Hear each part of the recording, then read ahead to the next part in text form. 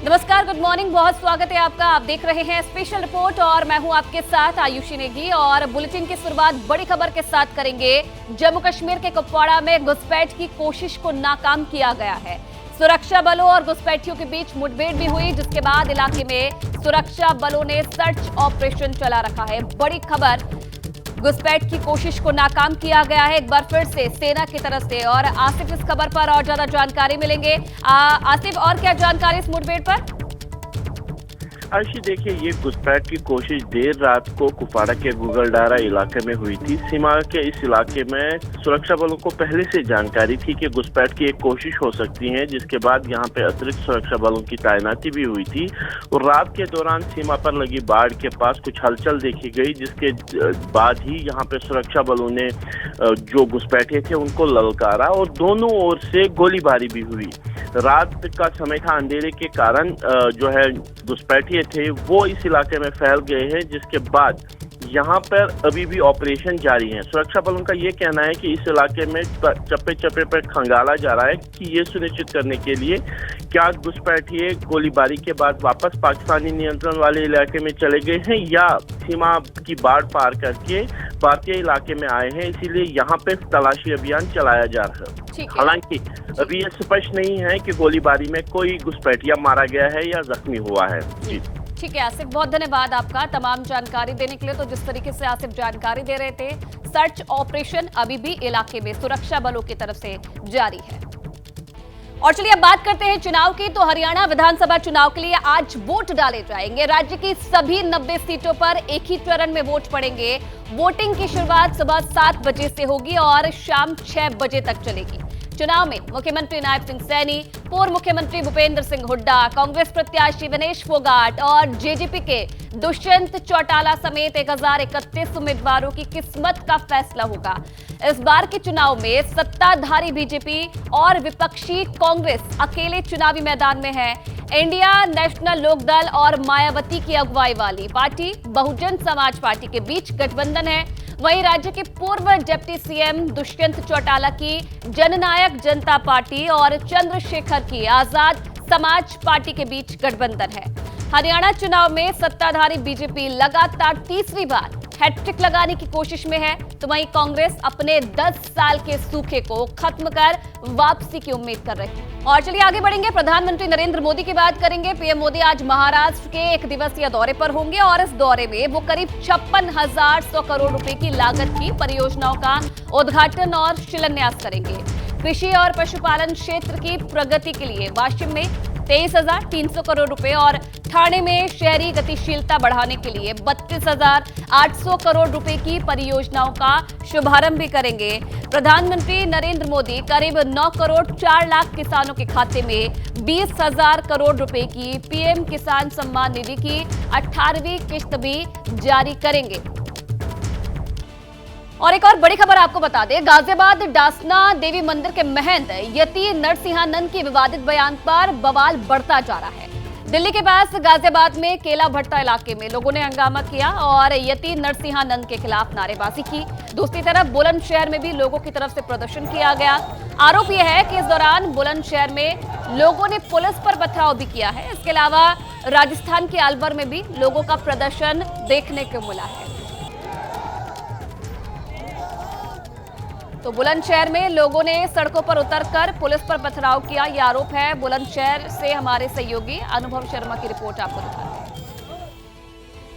इस समय मौजूद हैं बुलंदशहर के सिकंदराबाद क्षेत्र में, जहां यति नरसिंहानंद सरस्वती के विवादित बयान के बाद गुस्साए मुस्लिम समाज के लोगों ने पुलिस पर पथराव कर दिया। आप देख सकते हैं इन तस्वीरों में, यहाँ पर आप देख सकते हैं कि यहाँ भारी पुलिस बल तैनात किया गया पथराव के बाद। साथ ही आप देख सकते हैं कि यहाँ बीच सड़क पर काफ़ी जो पत्थर यहाँ पड़े हुए थे उनकी सफाई फिलहाल यहाँ पर की जा रही है। आपको बता दें कि इस पूरे मामले में यहाँ सिकंदराबाद में भारी पुलिस बल तैनात किया गया है। कई थानों की जो फोर्स है वो बुलाई गई। फिलहाल जो स्थिति सामान्य है और यहाँ पर भारी पुलिस बल तैनात किया गया और साथ ही एक लाइव पथराव की सीसीटीवी फुटेज सामने आई है, जिसके आधार पर पुलिस अब कार्रवाई करने में जुटी है। फिलहाल 8 लोगों को पुलिस ने हिरासत में लिया है और लगातार पुलिस ने इसमें एक के बाद एक 2 FIR यहाँ पर पथराव के उसमें दर्ज की गई हैं। अनुभव शर्मा, ABP न्यूज़, बुलंदशहर।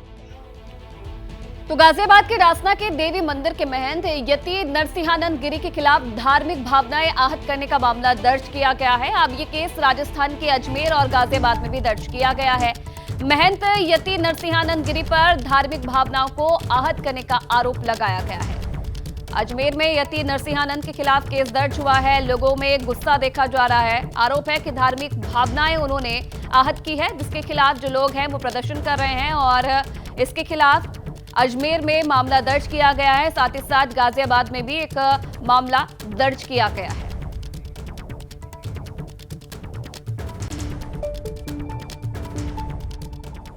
यति नरसिंह सरस्वती गिरु त्यागी, इसके खिलाफ हम लोगों ने एफआईआर दर्ज करवाई है। ये बदतमीज बेहुदा शख्स, इसने हमारे आकाए नामदार ताजदार मदीना सरकार दो आलम सल्लल्लाहु अलैहि वसल्लम की शान में जो गुस्ताखी की है, इसको मुसलमान कभी बर्दाश्त नहीं करेगा। अब मुसलमान अभी इतना मुर्दार नहीं हुआ, अपना ज़मीर फरोश नहीं हुआ है कि जो कोई भी आकर आए दिन जो है कोई रसूल की शान में गुस्ताखी कर दे और मुसलमान खामोश बैठा रहे। हमारा खून इतना ठंडा नहीं हुआ इस वक्त कि हम जो इस गुस्ताख के खिलाफ अपनी आवाज़ को बुलंद ना कर सकते।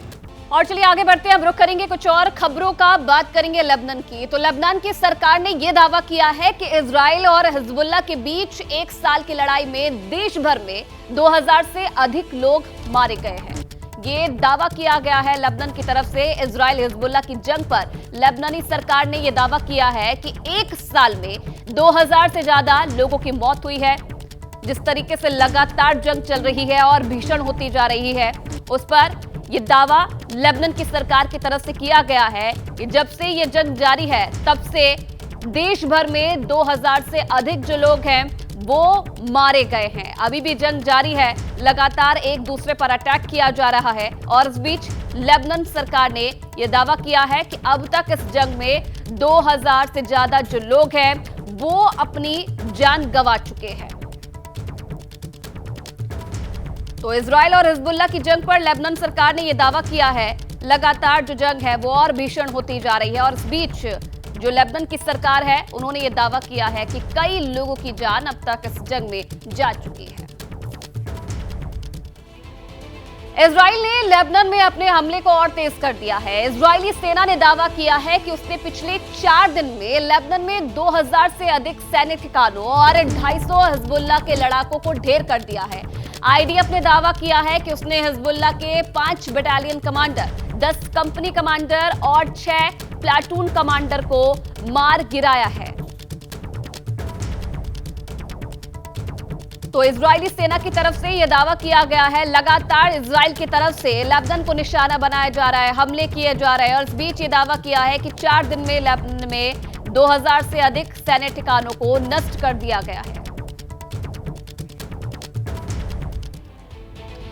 और इस बीच अमेरिका के राष्ट्रपति पूर्व राष्ट्रपति बराक ओबामा ने इजराइल और ईरान को लेकर बड़ा बयान दिया है। उन्होंने ये दावा किया कि इजराइल ने अभी तक ये तय नहीं किया कि वो ईरान के मिसाइल हमले को लेकर क्या करने जा रहे हैं। उन्होंने कहा कि इजराइल को खुद की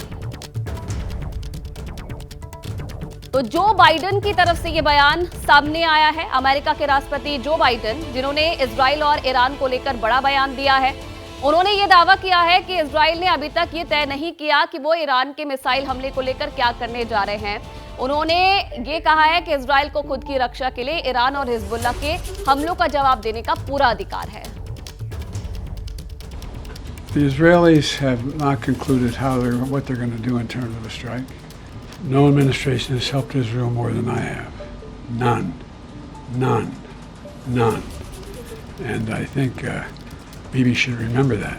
The Israelis have every right to respond to the vicious attacks on them, not just from the Iranians, but from everyone from Hezbollah to the Houthis.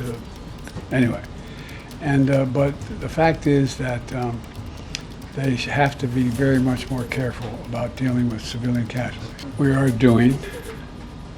The main thing we can do is try to rally the rest of the world and our allies into participating like the French are in Lebanon and other places to tamp this down.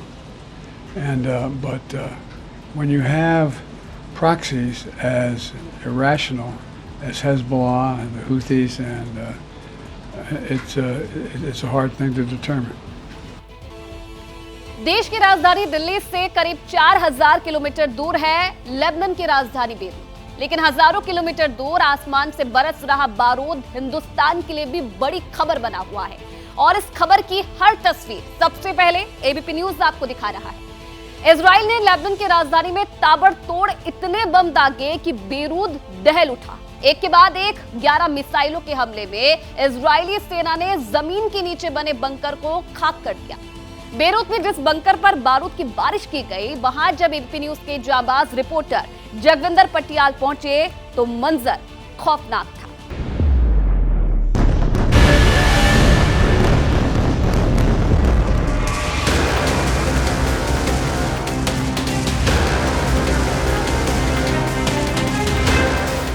और इस भीषण हमले के सिर्फ 4 घंटे बाद ground zero पर पहुंचा था एबीपी न्यूज।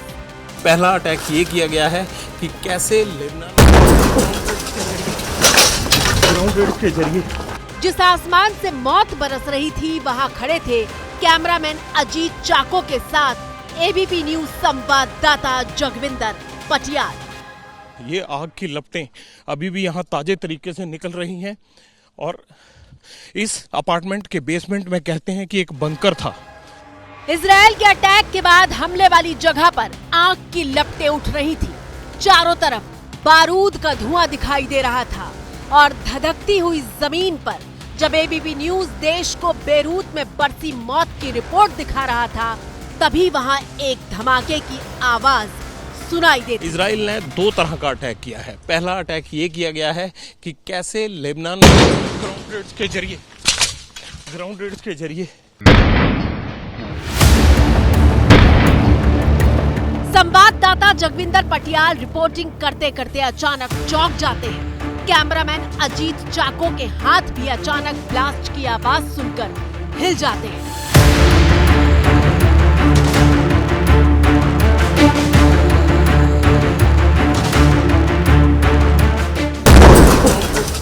लेकिन सिर्फ 13 सेकंड के बाद एबीपी न्यूज की टीम दोबारा खुद को संभालते हुए निडर और जाबाज रिपोर्टिंग का सिलसिला शुरू कर देती। ये कोई शेल अंदर था जो अभी भी फटा है। बेहद रिस्क है। ग्राउंड रेड्स के जरिए आपने ये धमाका सुना। यह आसान नहीं होता। चारों तरफ देख लीजिए, वहाँ मौजूद इमारतों के परखच्चे उड़ चुके हैं। हर तरफ मलबे का ढेर दिखाई दे रहा है। दूर धमाकों की आवाज सुनाई दे रही है और ग्राउंड जीरो की जमीन पर दूर दूर तक परिंदा तक मौजूद नहीं है। और इन मुश्किल हालात में रिपोर्टिंग के लिए डटे रहना अदम्य साहस की मिसाल है। पूरी बेसमेंट है अपार्टमेंट की। थोड़ा मैं चाको को कहूँगा आप आगे आइए, यहाँ से ये तस्वीरें पूरी दिखाई देंगी।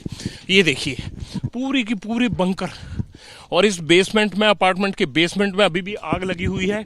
ये तस्वीरें, इस तरह की तस्वीरें आप सिर्फ और सिर्फ एबीपी न्यूज पर देख सकते हैं। अभी सुबह के यहाँ करीब मैं आपको यहाँ का लोकल समय बताता हूँ, 6:20 हुए हैं और 6:20 पर ये अभी 3-4 घंटे पहले रात को स्ट्राइक किया गया है। मुबारक देता हूं किस प्रकार से दिलेरी के साथ आपके कॉरेस्पॉन्डेंट वहां से हमें खबरें दे रहे हैं। I think you are the best in the world और किसी में दम नहीं है, आपके कॉरेस्पॉन्डेंट में है। वेल डन, पर अपना ध्यान भी साथ में रखिएगा।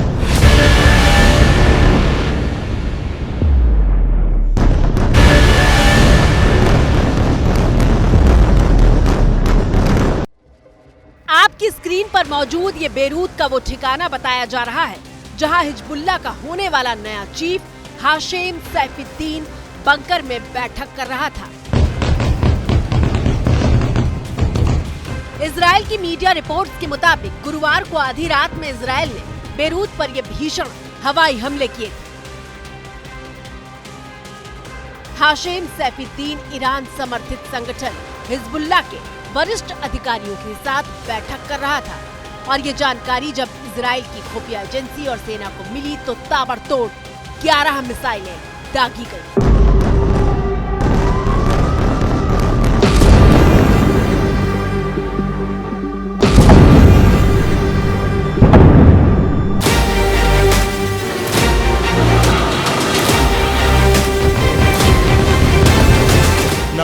पुलिस पहुंची है, ना कोई हिजबुल्लाह के बाकी लोग हैं। पूरा इलाका खाली पड़ा है।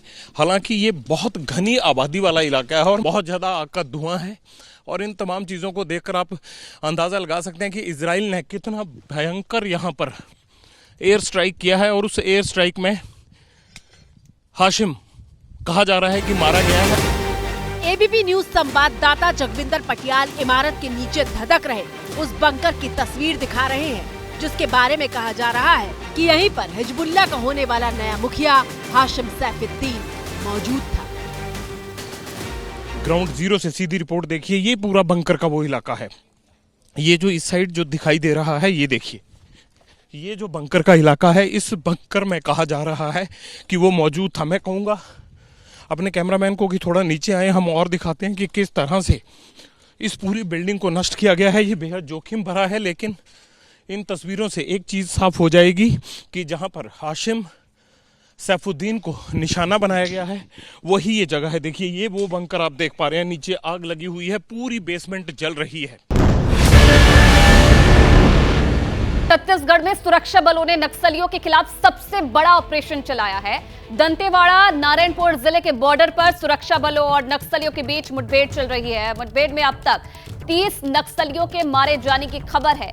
इनमें से 28 के शव बरामद हो गए हैं। इसके साथ ही AK-47 समेत बड़ी संख्या में ऑटोमेटेड हथियार बरामद किए गए हैं।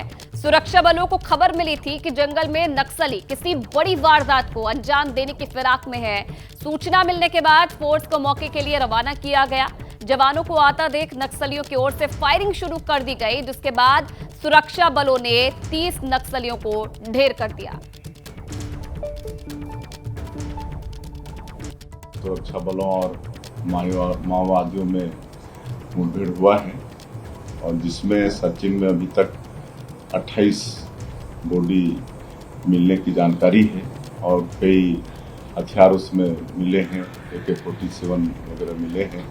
और मैं समझता हूँ कि अब तक का ये बहुत बड़ा ऑपरेशन हुआ है और इस सफलता के लिए मैं अपने जवानों को बहुत बहुत बधाई देता हूँ। उनके मतलब साहस को हम नमन करते हैं। और चलिए इस बीच यूपी के अमेठी से बड़ी खबर आपको बता दें। दलित शिक्षक और उसके परिवार की हत्या करने वाले चंदन वर्मा और पुलिस की मुठभेड़ हुई है। मुठभेड़ के दौरान चंदन के दाहिने पैर में गोली लगी। पुलिस का दावा है कि चंदन ने पिस्तौल छीनकर फायरिंग करने की कोशिश की थी, जिसके बाद पुलिस ने आत्मरक्षा में गोली चलाई जो चंदन के दाहिने पैर में लगी है। चंदन को अस्पताल में भर्ती करवाया गया है। आपको बता दें कि चंदन पर अमेठी में एक परिवार के 4 लोगों की हत्या का आरोप है। हत्या में प्रयुक्त पिस्टल की बरामदगी है। पुलिस जो उसको लेकर गई थी, इसी के दौरान उसके द्वारा उप निरीक्षक मदन कुमार से पिस्टल छीनकर पुलिस पार्टी पर जान से मारने की नीयत से हमला किया गया। पुलिस पार्टी द्वारा बचाव में फायर किया गया, जिससे अभियुक्त के दाहिने पैर में गोली लगी। अभियुक्त को इलाज हेतु CSC लाया गया है। पुलिस द्वारा अग्रिम वैधानिक कार्रवाई की जा रही है। और चलिए इस खबर पर और ज्यादा जानकारी देंगे मेरे सहयोगी वीरेश पांडे। वीरेश, आरोपी को तो पुलिस ने गिरफ्तार कर लिया है। मोटो क्या था हत्याकांड के पीछे, क्या अभी तक पता चल पाया है क्यों उसने इस हत्याकांड को अंजाम दिया? देखिए, जो हत्या के पीछे बहुत सारी चीजें बताई जा रही हैं। प्रेम प्रसंग भी बताया जा रहा है और साथ ही साथ आपसी रंजिश का मामला ये बताया जाता है।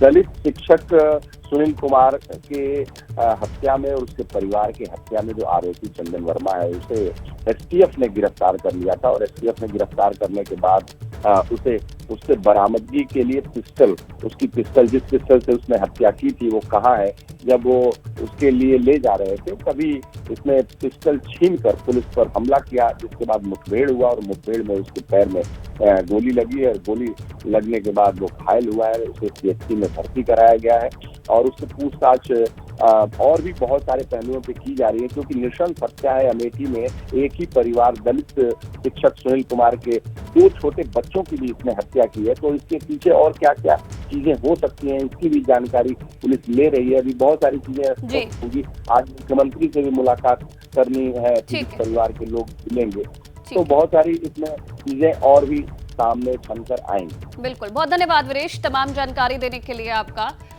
और आगे बढ़ेंगे बड़ी खबर के साथ। यूपी के अमेठी में दलित शिक्षक और उसके परिवार की हत्या करने वाले चंदन वर्मा और पुलिस की मुठभेड़ हुई है और मुठभेड़ के दौरान चंदन के दाहिने पैर में गोली लगी। पुलिस का दावा है कि चंदन ने पिस्तौल छीनकर फायरिंग करने की कोशिश की थी, जिसके बाद पुलिस ने आत्मरक्षा में गोली चलाई जो चंदन के दाहिने पैर में लगी है। चंदन को अस्पताल में भर्ती करवाया गया है। आपको बता दें कि चंदन पर अमेठी में एक परिवार के 4 लोगों की हत्या का आरोप है। हत्या में प्रयुक्त पिस्टल की बरामदगी है। पुलिस जो उसको लेकर गई थी, इसी के दौरान उसके द्वारा उप निरीक्षक मदन कुमार से पिस्टल छीनकर पुलिस पार्टी पर जान से मारने की नीयत से हमला किया गया। पुलिस पार्टी द्वारा बचाव में फायर किया गया, जिससे अभियुक्त के दाहिने पैर में गोली लगी। अभियुक्त को इलाज हेतु CSC लाया गया है। पुलिस द्वारा अग्रिम वैधानिक कार्रवाई की जा रही है। और चलिए विरेश पांडे इस खबर पर ज्यादा जानकारी हमें देंगे। विरेश, मुठभेड़ में आरोपी के पैर में भी गोली लगी है, अभी क्या हालत है उसकी, क्या जानकारी मिल रही है उसे लेकर? देखिए, उसे CSC में भर्ती कराया गया है। मोहनगंज थाना क्षेत्र में मुठभेड़ हुए और सवेरे सवेरे से लगभग ये मुठभेड़ हुई। अमेठी के औरवा भावानी में एक ही परिवार के 4 लोगों की हत्या का आरोपी चंदन और वर्मा से पूछताछ की जा रही थी और जो उसके जिस पिस्टल से उसने हत्या की थी उसकी बरामदगी के लिए उसे ले जाया जा रहा था। इसी बीच में उसने पुलिस पे हमला किया, जिसकी वजह से आत्मरक्षा में गोली चलानी पड़ी और चंदन के दाहिने पैर में गोली लगी है और चंदन को तिलोई के CSC में भर्ती कराया गया है। उसके हालात को अगर देखा जाए तो अभी स्थिति नॉर्मल है, उसका इलाज किया जा रहा है और खतरे से बाहर है। अभी मेरी बात हुई है वहाँ के अधिकारियों से, उनका कहना था कि वो खतरे से बाहर है, पैर में गोली लगी है और उसका इलाज चल रहा है। ऐसी स्थिति नहीं है कि उसे रेफर किया जाए कहीं जिला चिकित्सालय या लखनऊ जैसे बड़े हॉस्पिटल से, यानी स्थिति सामान्य है। जी ठीक है, बहुत धन्यवाद आपका तमाम जानकारी देने के लिए। तो शिक्षक समेत 4 लोगों की हत्या का आरोप है चंदन पर, जिसके पैर में गोली लगी है। और चलिए आगे बढ़ते हैं। केंद्रीय गृह मंत्रालय ने जम्मू कश्मीर के निर्वाचित सरकार की शक्तियों में कटौती करने की बात को खारिज कर दिया है। गृह मंत्रालय ने इस बात को भ्रामक बताते हुए कहा है और बयान जारी किया है कि इसमें जरा भी सच्चाई नहीं है, क्योंकि ऐसा कोई प्रस्ताव ही नहीं है। जम्मू कश्मीर के पूर्व CM और नेशनल कॉन्फ्रेंस के नेता उमर अब्दुल्ला ने सोशल मीडिया पोस्ट में कहा था कि बीजेपी ने चुनाव में हार मान ली है और इसलिए सरकार के व्यापार संबंधी नियमों को बदलने का काम क्यों सौंपा गया, ताकि निर्वाचित मुख्यमंत्री की शक्तियों में कटौती की जा सके। गृह मंत्रालय ने सोशल मीडिया X पर लिखा, उमर अब्दुल्ला ट्वीट भ्रामक और अटकलबाजी वाला है। इस बात में रत्ती भर भी सच्चाई नहीं है, क्योंकि ऐसा कोई प्रस्ताव ही नहीं है। भारत की संसद द्वारा पारित जम्मू कश्मीर पुनर्गठन अधिनियम 2019 में व्यापार नियमों के लेन देन को अधिसूचित करने का प्रावधान है। इसे वर्ष 2020 में अधिसूचित किया गया था। जम्मू कश्मीर के लोगों ने ऐतिहासिक स्वतंत्र और निष्पक्ष चुनाव प्रक्रिया के माध्यम से लोकतांत्रिक रूप से चुनी गई सरकार लाने के भारत सरकार के प्रयासों का पूरे दिल से समर्थन किया, जिसमें नागरिकों ने उत्साहपूर्वक भाग लिया है। दरअसल उमर अब्दुल्ला ने सोशल मीडिया पर अपनी पोस्ट में लिखा था कि बीजेपी ने जम्मू कश्मीर में पूरी तरह से हार स्वीकार कर ली है, अन्यथा मुख्य सचिव को सरकार के कार्य संचालन नियमों में परिवर्तन करने का कार्य क्यों सौंपा गया, ताकि मुख्यमंत्री निर्वाचित सरकार की शक्तियों में कटौती की जा सके और उसे LG को सौंपा जा सके। ये जानकारी मुझे सचिवालय के भीतर से मिली है। अधिकारियों को सलाह दी जाती है कि वे आने वाली निर्वाचित सरकार को और अधिक कमजोर करने के किसी भी दबाव का विरोध करें। और चलिए आगे बढ़ेंगे। तो यूपी के शिक्षा मॉडल को अपनाएगी सुक्खू सरकार। योगी से मिलकर लौटे हिमाचल के शिक्षा मंत्री रोहित ठाकुर शिक्षा में सुधार के लिए यूपी मॉडल को अपनाएंगे। ये बात उन्होंने की जब मुख्यमंत्री योगी आदित्यनाथ से मुलाकात उन्होंने की। उनका कहना है कि शिक्षा क्षेत्र में लगातार यूपी अव्वल है और जो यूपी का शिक्षा मॉडल है उसे अब सुक्खू सरकार भी अपनाने की कोशिश करेगी। ये कहना है वहां के शिक्षा मंत्री रोहित ठाकुर का।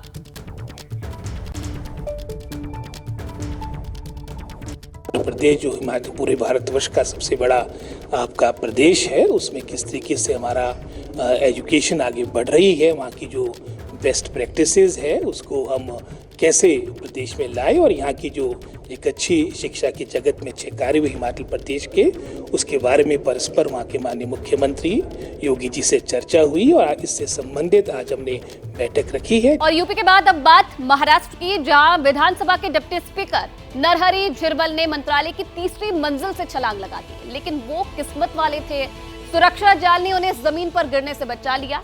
आदिवासी समुदाय से आने वाले झिरवल अजीत पवार की पार्टी के नेता हैं, लेकिन वो धनगर समाज को अनुसूचित जनजाति का दर्जा दिए जाने के मुद्दे पर अपनी ही सरकार का विरोध कर रहे हैं और अपनी बात मनवाने के लिए उन्होंने ये कदम उठा लिया।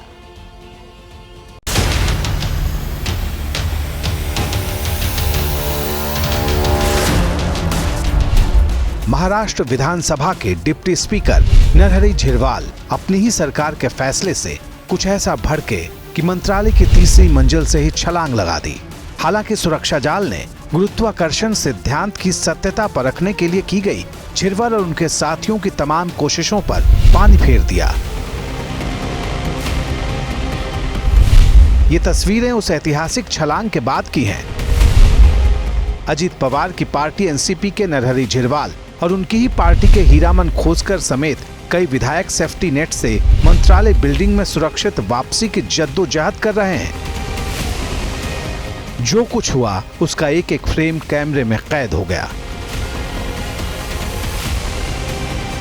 मंत्रालय में चल रही कैबिनेट बैठक के दौरान हुए इस छलांग कांड के पीछे की वजह जान लीजिए। महाराष्ट्र की शिंदे सरकार ने धनगर समाज को एसटी का दर्जा दिए जाने का फैसला किया है, लेकिन नरहरि झिरवल की अगुवाई में आदिवासी विधायक इस फैसले का विरोध कर रहे हैं। इनका कहना है कि धनगर समाज को एसटी कोटे में आरक्षण नहीं दिया जाना चाहिए। इसी मांग को लेकर कई दिन से आंदोलन कर रहे इन विधायकों ने मुख्यमंत्री एकनाथ शिंदे से मुलाकात भी की थी, लेकिन बात नहीं बनी।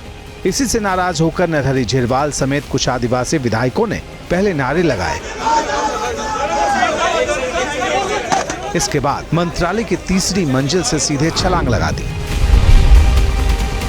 बताते हैं कि इस वाकये के बाद पहले नरहरि झिरवल का ब्लड प्रेशर बढ़ा, फिर अंतरकलह की बातें उड़ी तो महायुति का बीपी हाई हो गया और फायर फाइटिंग की कोशिशें भी शुरू हो गईं। कि अपनी भावना, जनता की भावना और जनता का उद्रेक, ये तीनों अगर संवैधानिक तरह से लोगों के सामने, सरकार के सामने लाना, अगर कोई भी विधायक या कोई व्यक्ति करता है तो उसको विरोध करने का कोई या उसके ऊपर टिप्पणी, आलोचना करने का प्रश्न ही नहीं उठता। लेकिन विपक्ष इस पर महायुति सरकार से सवाल भी पूछ रहा है और चुटकियां भी ले रहा।